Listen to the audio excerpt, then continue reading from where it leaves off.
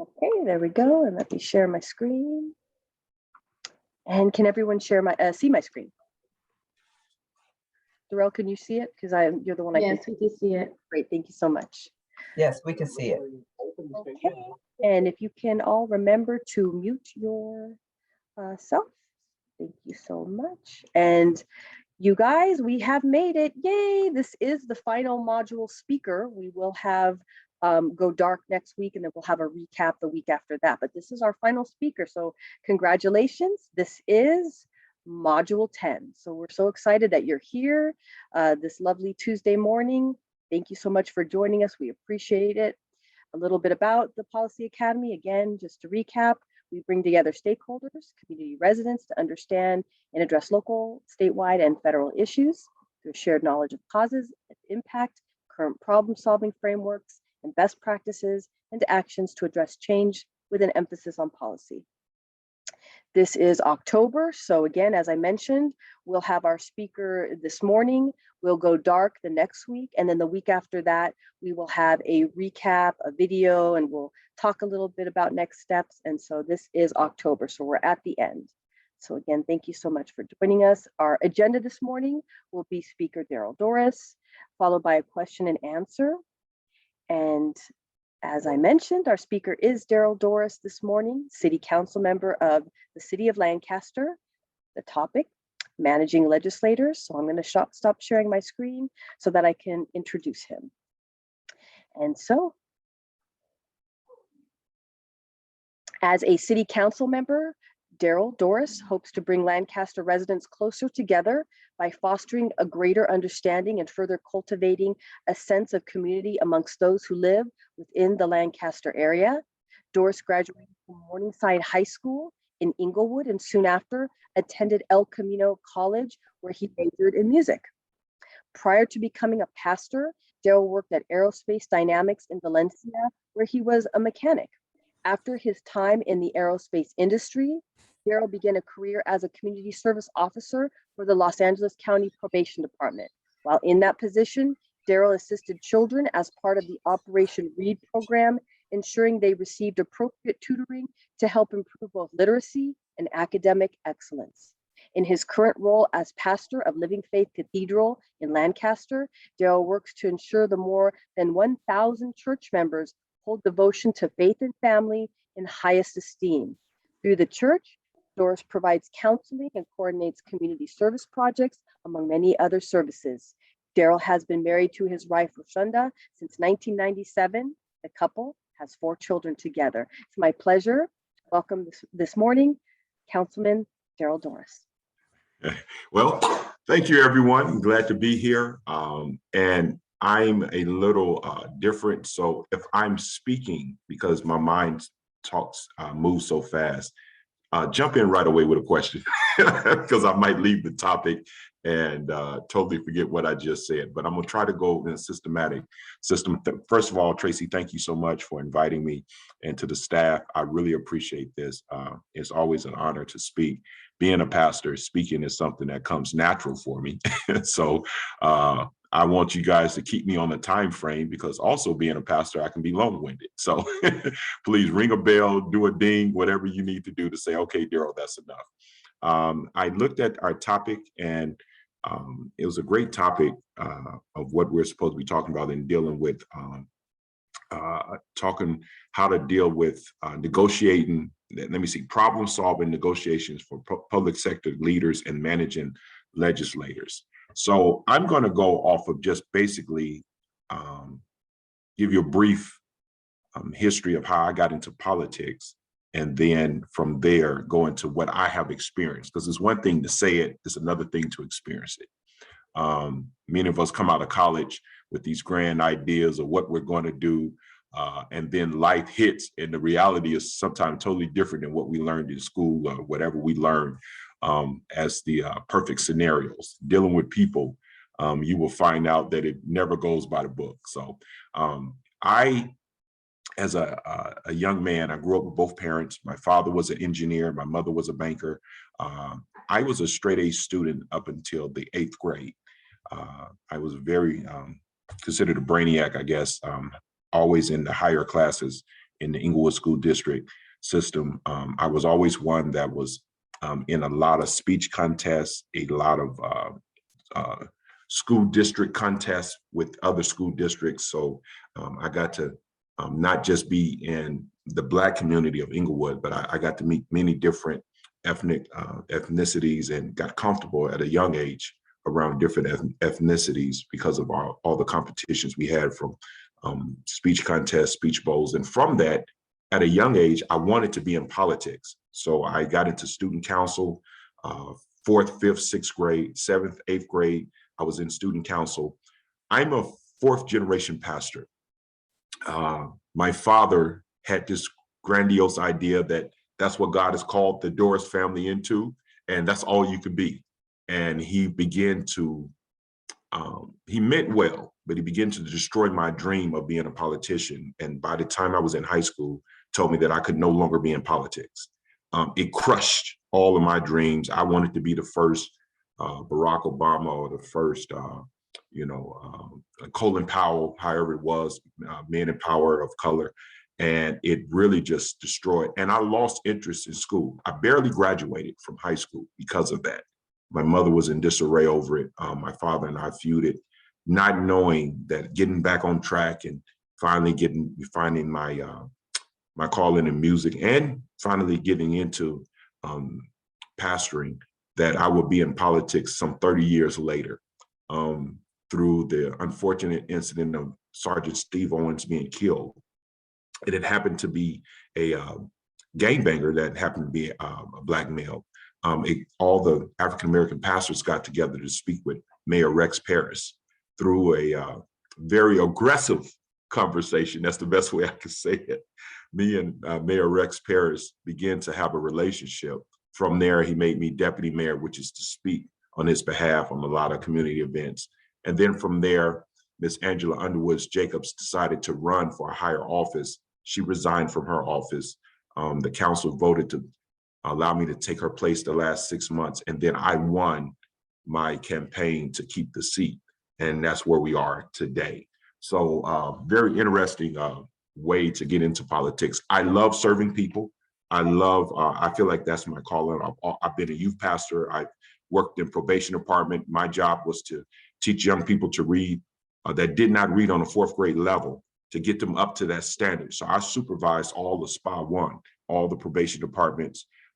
They came out, at that time it was Supervisor Antelope, came out with a report that children that do not read, at least on a 4th grade level, have a 90% chance of being incarcerated.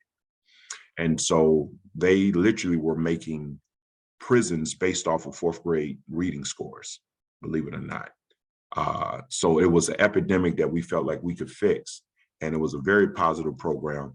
I was the supervisor of that program until I became a full-time pastor in 2008, after my church began to explode. And my duties kind of carried over a lot more than I could work a secular job and be a pastor. So with all that being said, with all of this, I'm 50 years old this year. I know I look 22, but I'm Christmas Eve, I'm 50 years old. And from a half a century, this is what I found out in dealing with how to negotiate with egos. Because that's what it really is sometimes. When you're dealing with policymakers, when you're dealing with politicians, you have to learn to manage egos. So if you're taking notes, I would tell you, number one, you got to learn to manage egos. You have to learn to manage people. You have to understand that you are dealing with people that are, in their eyes, are just as talented, just as gifted. They have a influence. They have a particular way of doing things. And when you guys are trying to come together for the good of the people, you have to lay ego aside. You really do, for the good of the people. And the only way to do that is to, if that was number one, number two would be to remind yourself that you're better together. You have to remind yourself that we are a team. We are not enemies of each other, but we have been elected, or we have come together as a group, as a board, whatever your position is for the community, or for people that have elected you, or people that have chosen you to speak for them. You have to understand that the more minds, it should be great concepts and great thinking should come from that. And so lay aside your egos, understand that you're better together. And then the third thing that I would say is find out what your colleagues want. Don't go in with just your ask. Find out what their asks are, because that's where you can gain common ground. You can find the common denominator. In our city, and I'm gonna give certain examples, and again, keep me on my time frame. In our city, I'm considered the community guy. Ken Mann is considered the gentleman that works with the businesses as far as the hotels, and because he was on the planning committee, so he's done a lot with the hotels and visitors department of Lancaster. Our vice mayor works well with all of the unions and a lot of the small businesses. Our mayor is the visionary for us being net zero, and doing a lot of things just forward thinking. Raj sits on a lot of boards. And so we all play our part, but we realize that we have a common goal of making sure that the city is safe. We have a common goal of making sure we're bringing jobs. We have a common goal of making sure that our community comes together and it stays this very community-oriented, safe environment. And that's what we're working on. And so our common goal is to continue to bring mortgage-paying jobs, to continue to keep our city safe and clean, to continue to make sure that we provide our greatest asset, which is lands, and see if we can bring manufacturing up this way and keep our poppy festivals and different things that we're blessed to do as a unique city, to keep these things thriving. We're considered mom and pop as far as businesses. Palmdale has a lot of the name brand and big time companies. We like to invest in entrepreneurs in Lancaster. So we try to make sure during the COVID situation, we invested over $1 million into our small business community to make sure that they thrive and succeed. So we all have common goals, even though many of us are gifted in certain specific areas. So I would always say, when you're dealing with negotiating and problem solving, find out what your colleagues' interests are and find the common ground in that and start with that instead of starting with how far away you are. You know, some don't believe in global warming, others believe in global warming. Well, perfect case in point, our mayor made us net zero.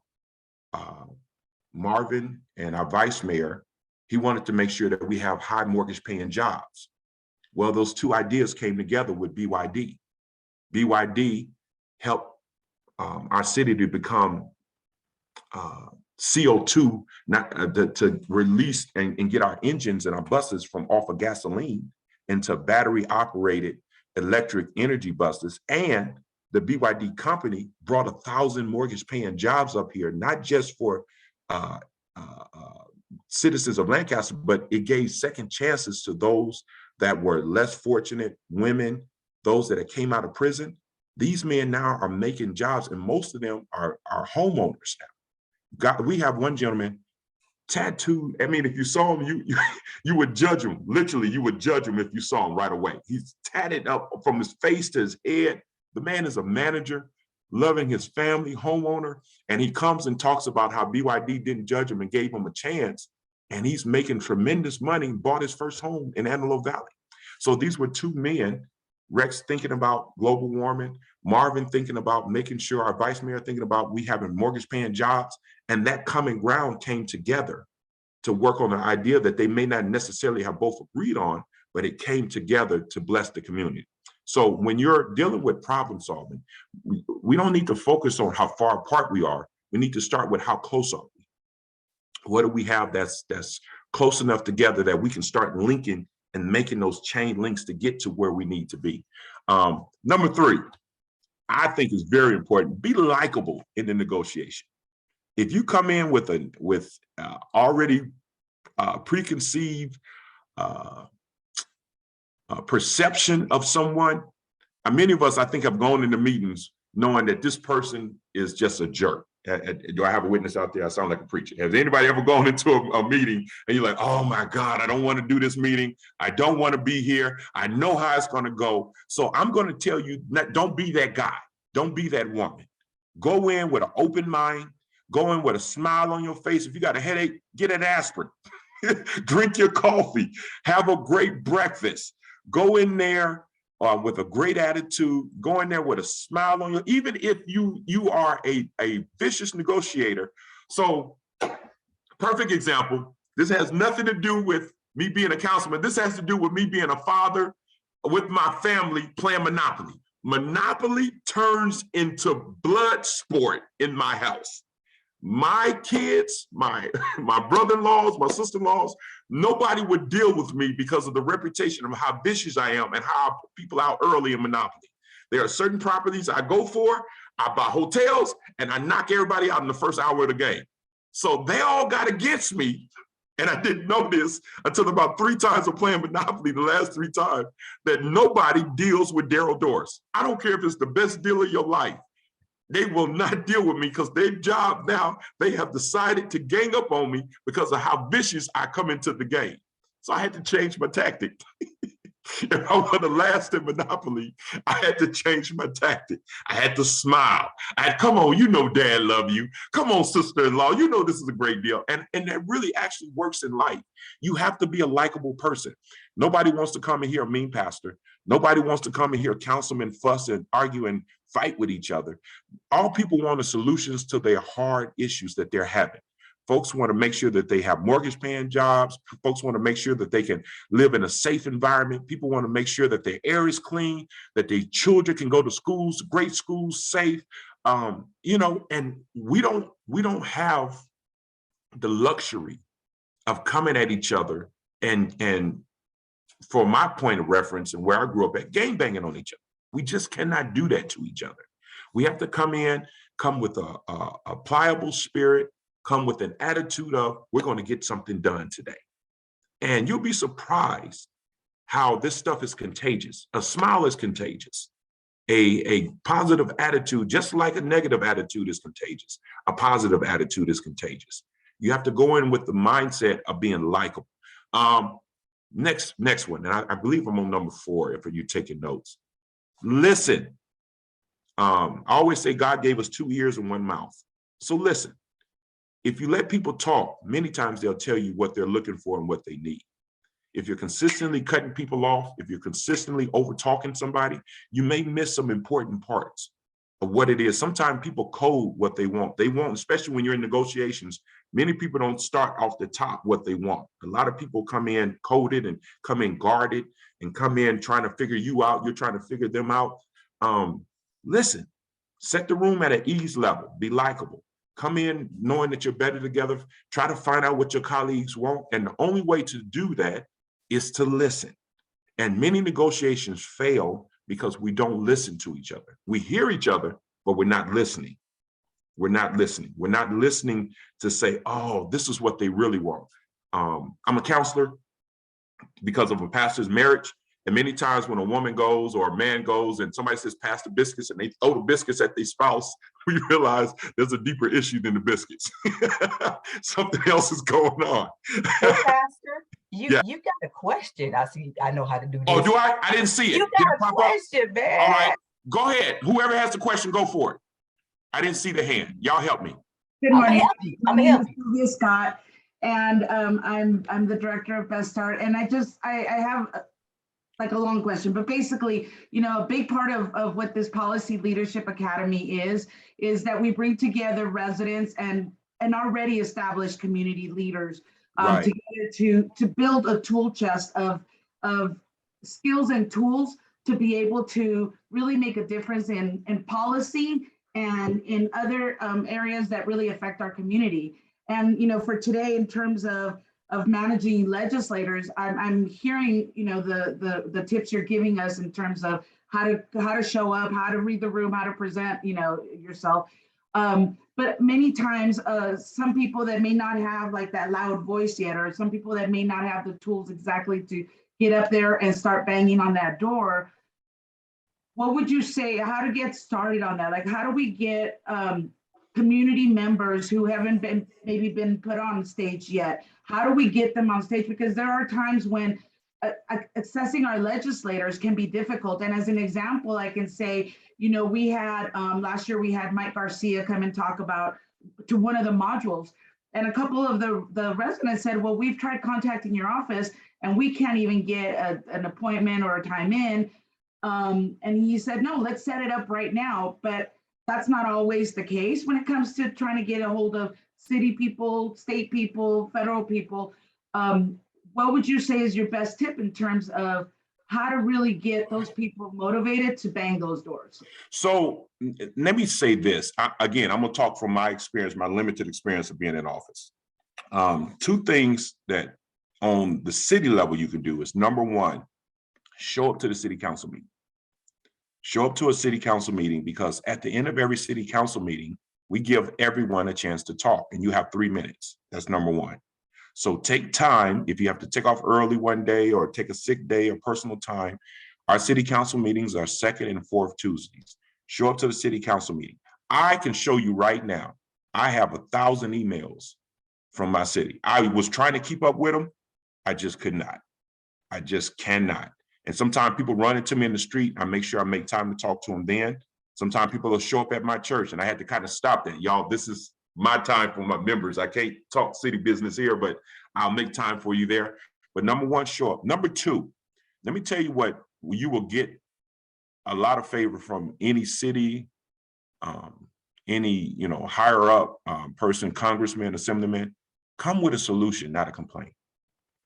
We hear complaints all day, y'all. We hear complaints so much until it sounds like Charlie Brown. Wah, wah, wah, wah, wah. And we know the issues. Trust me, we hear it every day. We see it every day. We know what the issues are. But just because we've been elected don't mean that we know all the answers. We're here to represent you. We're a republic. So come with a solution. The more solutions you come with, the more time and more favor you gain with any politician. Trust me when I say it. When people come and they soft-spoken, and they come with, you know what, Mr. Dorris, we would like to create this, and this, because this problem is happening. And you see people willing to put their energy, their time, talent, and treasure. That's what I call it. If people are willing to put their time, talent, and treasure to help solve an issue with any elected official, many times those are the people that start to gain the favor of the officials. Trust me when I say it. So I would say, wherever Mike Garcia, if it's Mike Garcia, if it's Tom Lackey, if it's Scott Wilk, whoever it is, when they have those public forums, show up and redeem that 3 minutes as best as possible. Mike Garcia, I know we have an issue here, and these are the solutions. I came up with a group that we sit with, and I would like to see I'd like to know what you think about this. When you do that, we passed cigarette ordinances because of young women. We've changed different ordinances for homelessness. We've changed. We do all kind of stuff on the spot sometime at the council, or we'll go and rehash it out and say, you know what, we didn't think about that. And we'll come back because somebody had a prepared solution to a problem that we have. Now, people yell all the time about homelessness. They yell, oh, homelessness. Well, we tried to pass a solution and say, okay, let's point this on the taxes. The people said no. We said, okay, well, what about little homes? A lot of people said no. Just because people are bringing solutions also don't mean that we'll be able to do it, because it still has to go off the majority of the people's will. That's a democratic process. But if you bring solutions and we identify you as a person that is a problem solver, you will gain a lot of favor with us. Trust me when I say it. The person that's yelling and screaming, nobody likes to be yelled at. Nobody likes to be constantly told they suck. All right, can I just be playing with everybody? So if you're coming with solution-based ideas and you're bringing your time, talent, and treasure, you willing to put in some sweat equity, trust me, we're gonna grab you up and say, please come help. I didn't see that. Does that help? Darrell, Right. we also have another question. Sure. Karen has raised her hand. Hi, Councilman Dorris. How are you doing this morning? I'm well, thank you. Oh, fantastic. Well, thank you for spending some time with us and sharing. And I guess to kind of piggyback on that last question, I think sometimes, I think definitely being at the meetings is key, but is there a way to maybe gain that access a little bit more so to be able to get on the calendars, to get those meetings, to be able to really have those one-on-one conversations? What's the best way to engage our legislators in those times that are appropriate for them, so that they're not coming to your church, and so they're finding you at a time, and so if they're trying to schedule, whether it's a coffee or whether it's just kind of that one-on-one engagement, what do you recommend as the best way to get on those calendars? Again, I can't give you the end all. What I will say is that the people that manage us, our secretaries, our executive assistants, they're going to always ask you, what is the meeting about? They're going to always ask you, how much time are you trying to spend if you get a hold of the office? And that's your time to say, I believe I have a solution to one of the problems that I heard the councilman, the congressman, the senator talking about. And I've talked to a lot of people. Okay, politicians deal with folks that have influence. I hate to say it this way, but we're going to put it all out there. If you are viewed as a person of influence, you're influencing your community, you're influencing your whole block.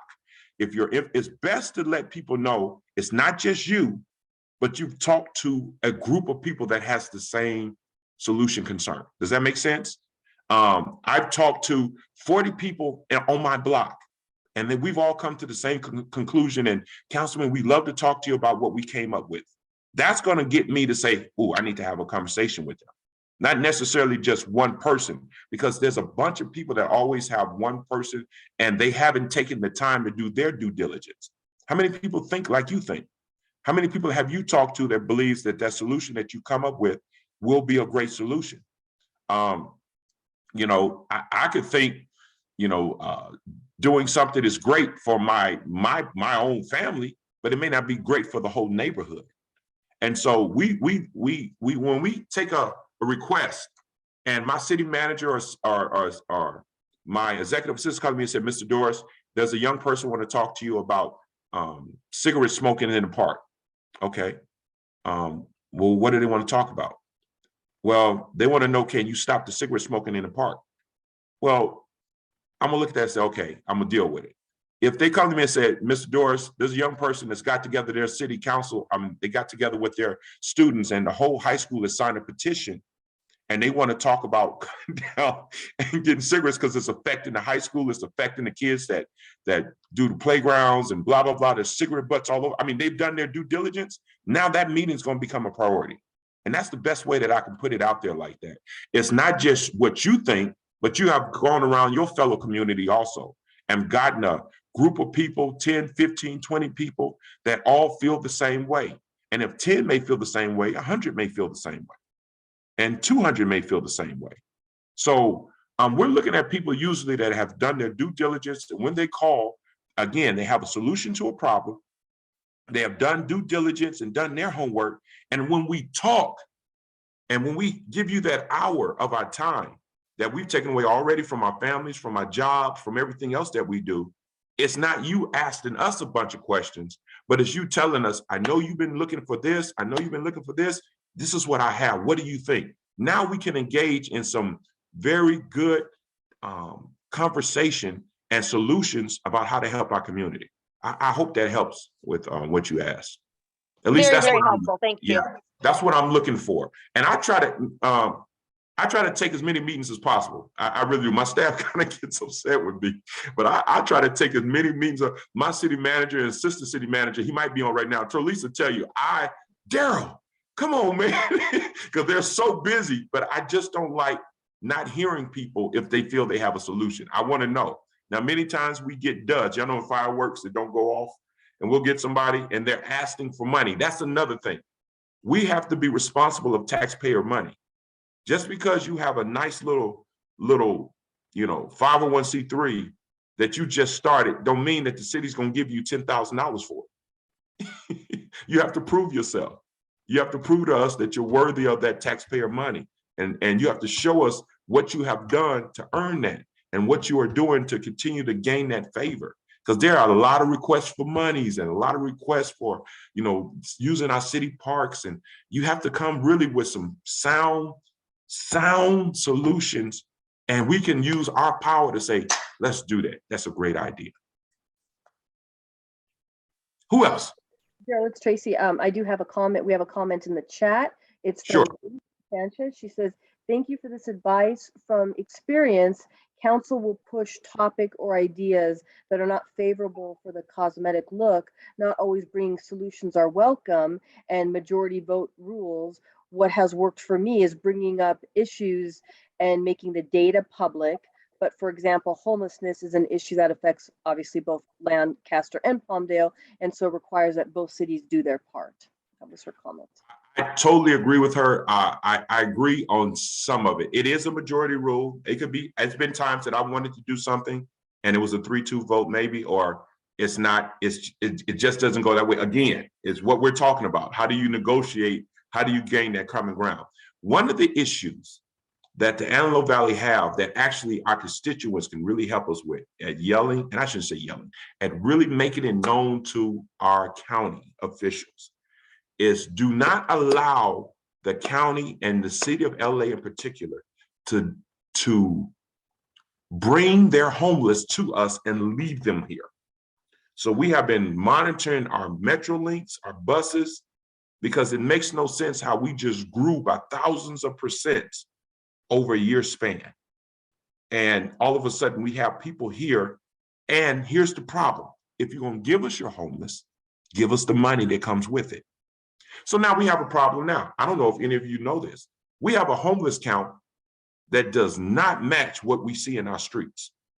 If the homeless count is at 600 and we know we have at least 3,500, that means we're going to lose 75% of the monies that is available to us because they're only counting 25% of the homeless. These are the issues that we face. Here's a catch-22. We built a major shelter like Kensington. Well, what people will start doing is saying, oh, well, Lancaster has Kensington, send them up that way.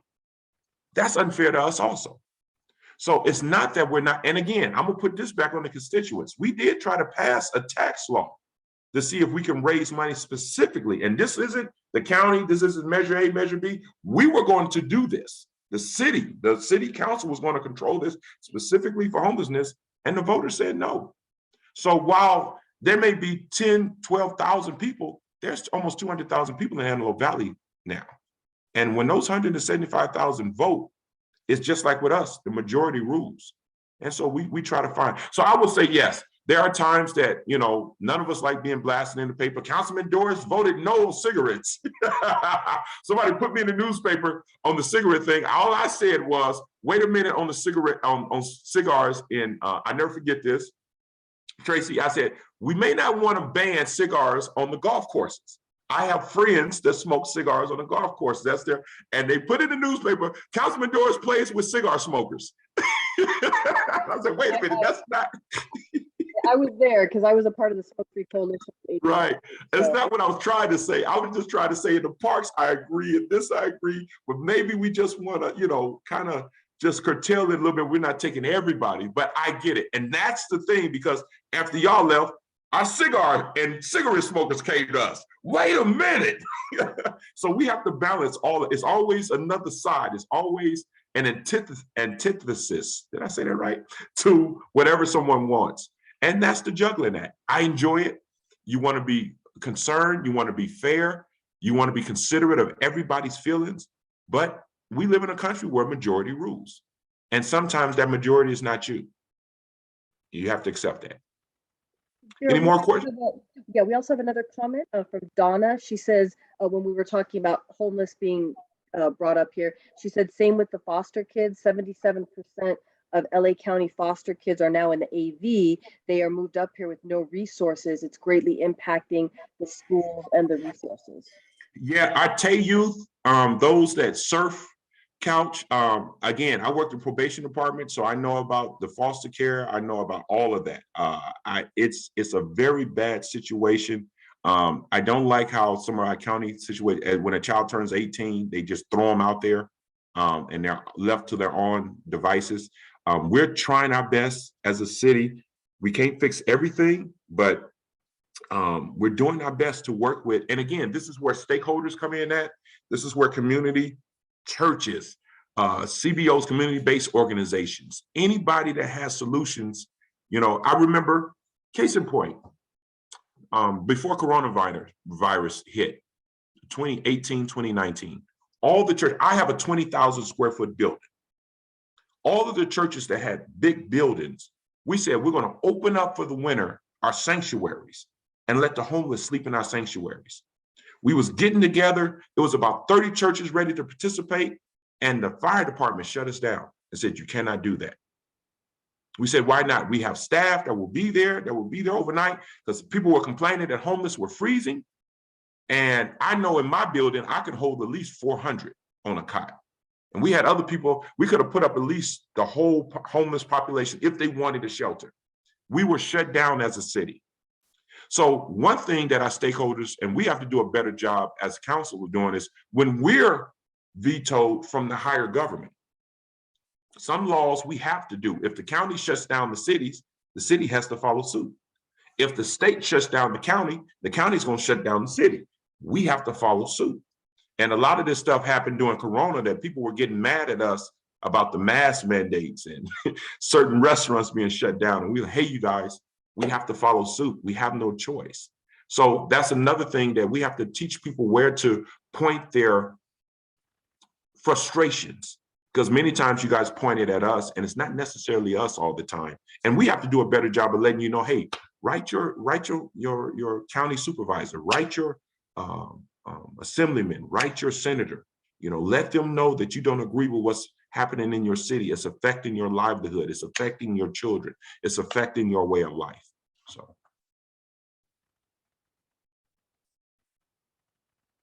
Anything else? I'm looking to see, I don't think. Okay.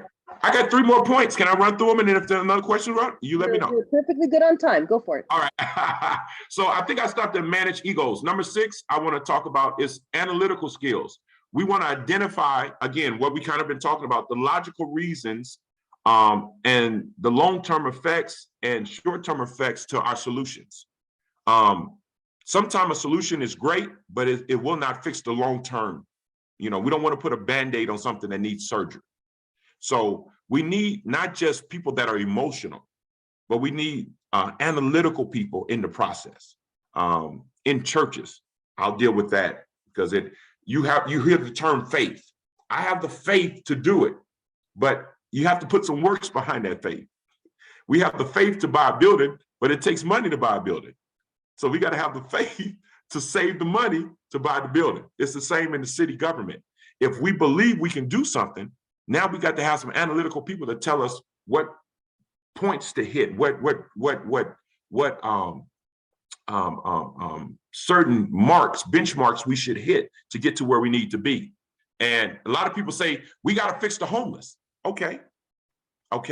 Come on in, come talk with us. Let us show you what our issues are. Let us show you what we're dealing with. People always think that everyone wants to get out of homelessness. And that's a big misconception. A lot of these folks that are on drugs, a lot of these folks that are literally 5150, I literally had to snatch a woman down off my fence by my church that was walking the fence by the railroad track. My church is next to the railroad track. She would have literally fell on the railroad track. She was singing to the top of her voice, walking on the fence. When I went and physically pulled her down, she cussed me out. Told me I was crazy. How dare you touch me? And I'm like, woman, don't do this. You're going to hurt yourself. Everybody don't want help. We cannot force a person into a shelter. Do y'all know that? I don't care how dirty they are. I don't care how much they smell. I don't care what situation they're in. We can force them to move, but we cannot arrest them or put them, and literally these people need help. So yes, we have the mothers. We have those type of homeless, the families. Yes, we have the veterans. We have those type of homeless. Yes, we have the Tay youth, but we also have a large drug-dependent, schizophrenic population out here. And y'all see them talking to invisible people and yelling in the middle of the streets. Because my church is off J and Sierra, between Sierra and Division. In that area, in that field behind my church is an encampment. Every week, an encampment forms. And we try to help where we can. A lot of these people will not go to a shelter. They will not take a shower, and they will not go get help. What do we do for that? We're going to have to change some laws.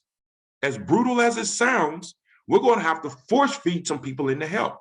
And if our government does not come to that extent, we're going to continue to have people around here that are homeless because they don't know how to help themselves now. To me, this is an analytical situation. We can't just go off of, oh, that's inhumane. That's an emotional response that you're doing. The analytical response is they can't help themselves, so somebody has to step in and help. So we have to come up with analytical, and we have to identify logical reasons why, how, and what do we do. Number 7, come up with creative ways. Can I stop you real quick? Sure. Donna Gaddis has her hand raised. Sure. I'm gonna ask Donna to take it. Good morning, Councilman Dorris. How are you? I'm well. How are you? I'm good, thank you. Right there, I'm just going to stop you because I need some help. Okay. I like to be solution-based. I am a CPA, so I'm very analytical. And it's about the housing first model. I've found that I've needed to back out of some of the homeless steering committees because when we put everybody into shelters and they don't have to get services, they don't have to get mental health, they don't have to get off drugs, they don't have to get jobs. It's not working. They don't transition them into any type of permanent housing. And every homeless steering committee that I'm on, that I'm looking for solutions, says, well, that's the way we do it. That's I what we agree. do. I agree. And I don't know what to do next, except the fact that I find myself stepping out of these committees because I feel like I'm wasting my time. Because they won't get off the housing first model. And I'm like, yeah, but eventually there has to be a goal. There has to be empowerment. And they won't change the model. And we're paying all this Measure H sales tax. So there's certainly a level of frustration. And I have the ability and the resources and the connections to be solution-based, but sometimes you feel like you're knocking your head against the wall. And this is one of those cases. Donna, you have a council that is actually looking for people like you, that how do we get them to the next step? That's what Kensington was supposed to be. Right. The whole model of Kensington was supposed to get them in there, get them to the temporary housing, then teach them skills, get them the health they need, from health all the way down, and then get them back into society. And I agree with you. We got to teach people how to fish and stop just giving them fish. Absolutely. I totally agree. And that's what Kensington, the mayor was adamant about. Listen, I don't just want to feed people in the morning and then kick them back out at night. I mean, kick them out in the morning, feed them at night, and that we're not helping them. How do we get them back to get a resume? How do we get them a permanent address to get a job? How do we get them back to their kids, to their families? And I agree with you, Donna. So Donna, I want to encourage you. You're the people we're looking for. Get you a group together, say, this is what we can do. This is what we can offer. You can probably start working with Kensington and then get your own thing going, because that's what we're looking for. People lit us up when we shut down the small shelter. We made it a community center. When they didn't understand, again, emotional, not analytical, that shelter only housed 70 people. Kensington now does 400, and it's still not enough. They say we have 3,500. Even at the 600 count, we're still short. So we got to do more than just say we're going to give somebody a sandwich, give them some blankets and some socks, and then that's it. We have to be analytical and identify what is a logical, reasonable solution to this situation, and then put them in the groups. Is this drug addiction? Is this a family where they just lost their jobs and they just need some temporary housing? Is this a veteran that has lost his way? Is this a young person that if we just get them into college and get them some housing, they could become a productive member? Because we tend to just group everybody in one group and say, this is going to work for everybody. And that's not how it works.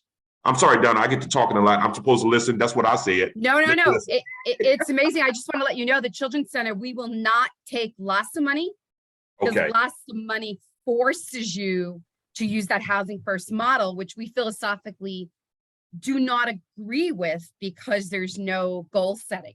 Well, Donna, so we're going after LAHSA. I don't know if my city assistant city manager is still on, but we are going after LAHSA to start getting some of the money that LAHSA gets, so that, because we feel as a city we can do a lot better with it. And so we are emphatically going after them to say, hey, all of this money y'all giving LAHSA, we can do better with it. They need to let local government handle local government issues.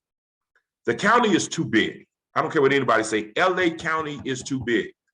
And LA County, what happens in Los Angeles is a total different dynamic than people that commute and travel and live. And we have all seasons in the Antelope Valley. We have every season possible, from snow sometimes to fall, spring, and that devilish heat. I know it's Satan just walking around in his underwear out here in the summertime. So we are a unique community. We are a very diverse community. We have one of the largest African-American populations, Hispanic populations. We are very diverse. And so we need, as the local government, because we know what we need, they need to give us that money and stop letting some other agency put us in this fishbowl and say, this is what's going to help y'all also, because it doesn't work that way. It's like trying to raise your children all the same way. Every child is unique and different in their own way. So I agree with you, Donna. Trust me, we are on. And if you ever come to the meeting and say, hey, I got an idea, Marvin, Chris, myself, I meet with my staff once every 2 weeks on the housing issue, on the homeless issue. And I ask them, what are we doing? What are we doing? What can we come up with? Because a lot of us, we're beating our heads right now with this. My church got broken into 4 times over a 6-month period, and it was homeless people. And cost us thousands of dollars to repair. But it was homeless people looking for drugs, looking for money for drugs. You know, so I know we have an issue. I know we do. Anyone else? Thank you, Donna. Totally agree. No, we don't have anyone else at this time. So you Okay. So again, analytical skills are a must. So again, knowing that we're better together, finding out your colleagues' wants, being likable, listening, managing egos, you have analytical skills, and the last 2 that I'll be done is come up with creative solutions. Okay. Our vice mayor is a genius when it comes to grouping people together. He took the coronavirus, and the malls were struggling, the car lots were struggling, and he said, you know what I'm gonna do? We're gonna tell the malls to give us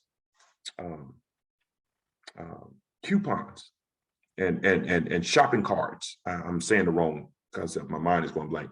And people that buy cars are going to get these shopping cards, these vouchers to go shopping. And it created this cyclical cycle, and it created this economic windfall that the car dealers and the shopping centers, and it wasn't just shopping centers. Then we started doing food vouchers, $25 gift cards.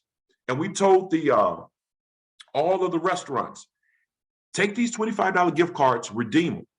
We knew that most people spend more than $25 at McDonald's or at tacos or buying chicken, especially if you got a family like me. I got a family of 6, 3 boys, all of them are 6'2" like me. At the time they was home, and I was like, oh my God, I need to go into farming. This is ridiculous. My grocery bill went up. When they all came home from college, I started crying. I didn't know what to do. They was eating me out of house and home. I had to buy another refrigerator, y'all. Lord, I had to pray. I was like, Lord Jesus, help me.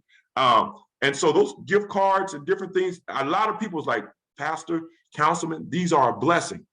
And they could use as many as they want. We created creative solutions. We didn't just sit here and just wait for government money.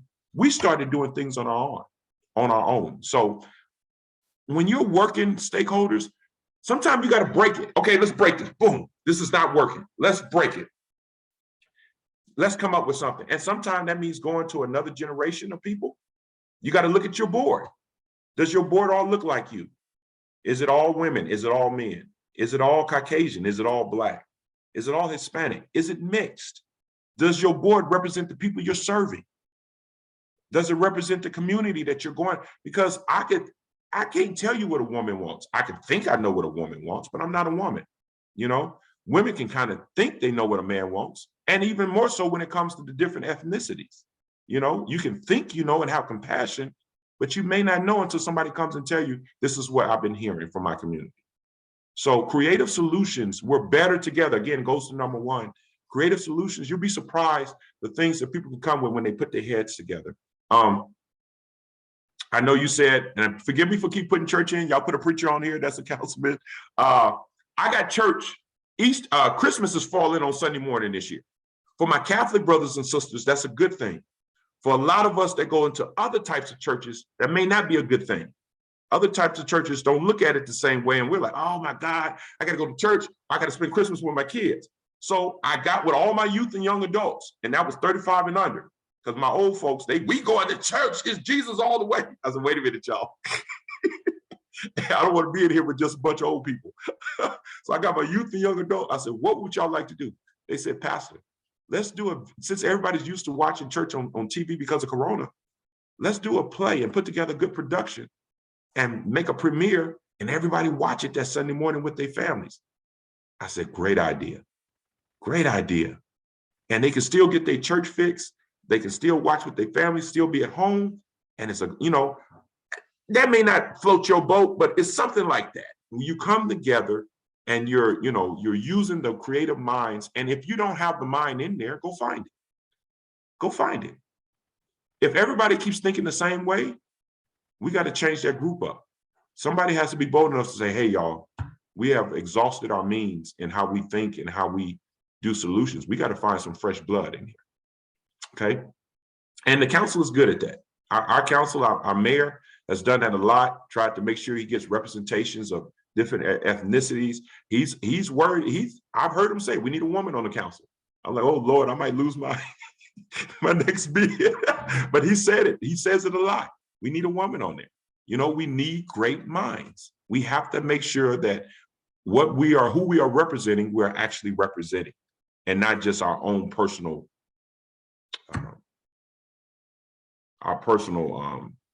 reasons for doing it. And last one is learn to compromise. The only thing, y'all, that I don't compromise on is my faith. Now, I'm dogmatic on that. But everything else, you're not going to get everything you want. You got to be okay with that. And again, it's not about you, it's about the people you're serving. And we have to remember that as councilmen. I have to remember that I just don't serve the churches of the valley. I serve the atheists. Do y'all know I meet with a devil worshiper every 2 months, 3 months? Is that Steve Hill, Darrell? Yes, he cracks me up. I love Steve Hill. And a lot of the preachers would not meet with Mr. Steve Hill. I was like, come on, let's meet, man. And he was like, you gonna meet with me? I said, yeah, you a constituent. Why not? I don't do that. I got elected into I got elected, and I actually like Steve Hill. I actually like him. If I could win him over one day, I will, but that's me. But I meet with everybody. Whatever, it's not about my faith when I'm serving at that time. It's about what can I do to help the community? And many times we have to be mature enough, whether you're meeting with a Satanist, whether you're meeting with if you don't believe in abortion and you're meeting with somebody that believes in abortion, if you don't, whatever it is, whatever your stance is on same-sex marriage, whatever your stance is on all of this stuff, you got to lay that aside and say what's best for the community. Now, I know a lot of times our faith intermingle with our decisions. So I'm not telling you to compromise your faith. But when it comes to, if you're going to be in public government, there's a balance in that. And I want everybody, you can't just, if there's taxes, a tax bill you're trying to pass, if there's a new amendment you're trying to put into a bylaw, if there's something, you have to be willing to compromise. You have to be willing to compromise and make sure that it's still for the betterment of the people you're serving. So whether that's children, centered, AVPH, the city of Lancaster, Palmdale, whatever you're serving, make sure that when you do the compromise, you don't leave feeling like you got gutted. They don't leave, because if you, okay, you can get everything you want now, but I guarantee you want the next time. Because when you meet again, they're going to remember that you gutted them. And they're going to do you like they do Darrell Dorris at Monopoly. Nobody's going to deal with you. And all you're going to hear is no because of the last time. You want people leaving the meetings. You want people leaving feeling like they got something. Okay? Y'all remember that. Let people leave the meeting feeling like they got something. And if you can't come, table it. I don't care how important it is. It's better to table it and come back as soon as possible where cooler heads can prevail than to leave being a bully because you're going to pay for it the next time. You really will. All right. That's all I have. I hope that helps. Daryl, I'm going to take a moment to see if anybody has anything to add or ask. If you want to raise your hand, everybody knows the drill, or if you want to put it in the chat. I'm going to give it just a couple seconds or so to see if we've got anybody typing or asking. I know we've had a couple questions, so I appreciate all of the conversation. So I'm just waiting to see if we have any more. And this isn't a shy group, so I know if they have something to ask, they'll ask. I have already asked earlier. And I'm not seeing anyone. I'm just gonna give another. Well, Tracy, thank you so much. I appreciate sharing. Thank you for your time. I know I may have said some things some may agree or may not agree with, but this is how I try to base my leadership style off of. I try my best to hear everybody. I try my best to know where everyone is coming from. I don't please everyone. You can't go in there as a people pleaser, but you can't go in trying to find a great compromise to what you're trying to accomplish. What I like to always say as my team, as we put together our speakers, we bring everybody. So it's not a matter of the right or the left, the blue or the red. That's not what we're about here. So we appreciate your time. And I'm not seeing anyone. So if we can all give Oh, let me correct something, Tracy. I just saw somebody say, for the record, Steve Hill is not a devil worshiper. He's an atheist. I only said that because of what he has on his Satan, Hail Satan. And we did have a conversation about it. And he did correct me on what he feels. I'm not putting any aspersions on Steve Hill. Again, we are friends. He will tell you that. So that's why I didn't want to say his name. Don't nobody go out and talk about Pastor Dorris with dog and Steve Hill. Steve Hill is my friend, all right? Understood. And at this time, if we want to give a virtual or an actual applause, thank you so much, Councilman Dorris. We really appreciate your time.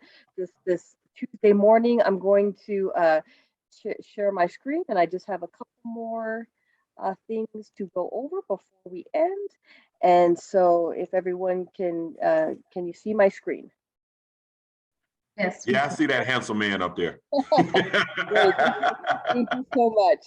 And so again, our group site, I know a lot of you guys have been commenting on the group site questions. We'll have another one in a couple hours on Councilman Dorris's presentation on managing legislators. So if you want to head over there, I know you get an alert that it's there. So we appreciate it. It's just a chance to interact with each other for the Policy Leadership Academy.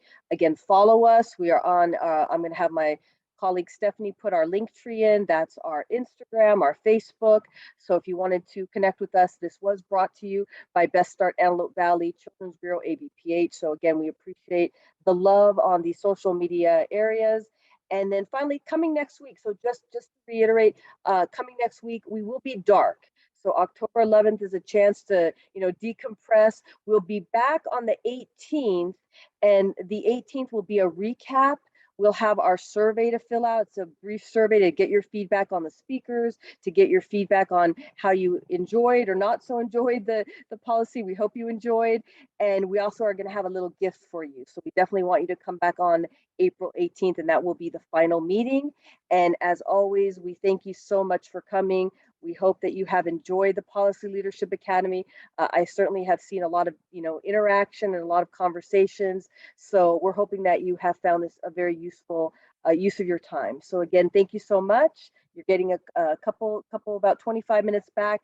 So we appreciate it. And thank you so much. And Karen in the chat is saying to super thankful for the week off. Don't forget October 13th at Vam Dam Pavilion if interested. Thank you, Karen. We appreciate that. And Larita said, thank you, Pastor Darrell. So again, thank you all so much.